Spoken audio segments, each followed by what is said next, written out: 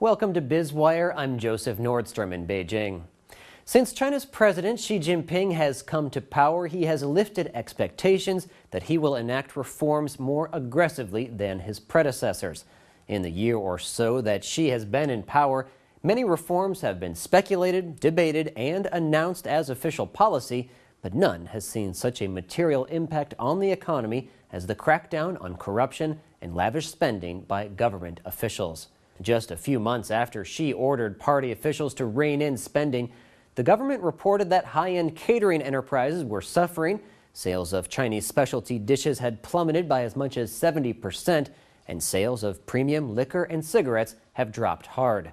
Wang Qinwei of Capital Economics estimates that the cleanup drive may have shaved GDP growth for the full year by as much as 0.2 percentage points, or about $20 billion.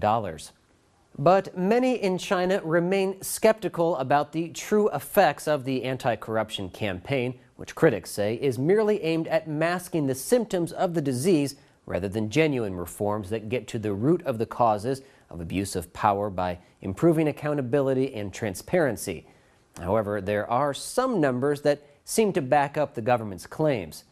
For example, the Central Commission for Discipline and Inspection says that 182,038 people were punished in 2013 for party discipline violations, a 13.3% increase on the year before.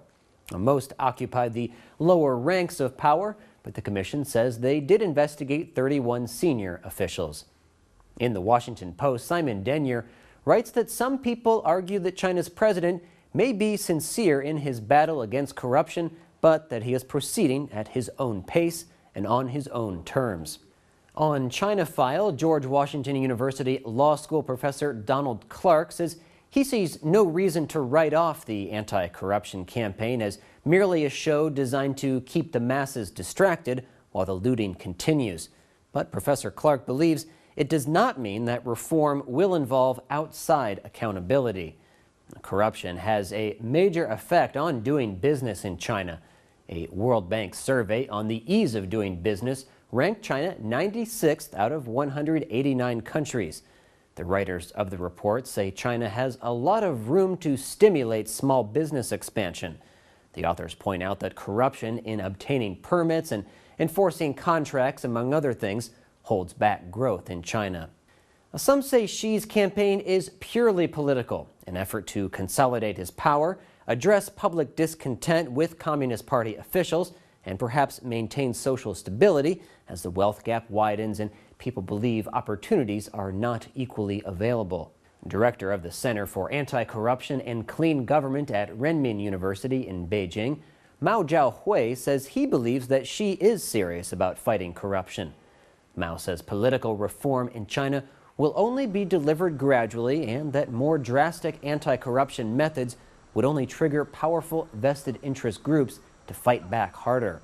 Others say Xi's anti-corruption talk is merely a smokescreen that allows the president to crack down harder on dissent.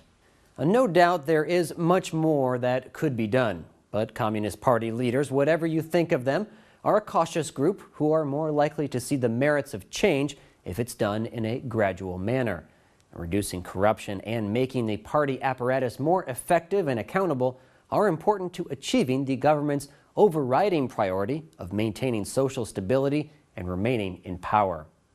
You're watching Biz Wire on the Blue Ocean Network, China's first and only privately owned English-language broadcast media.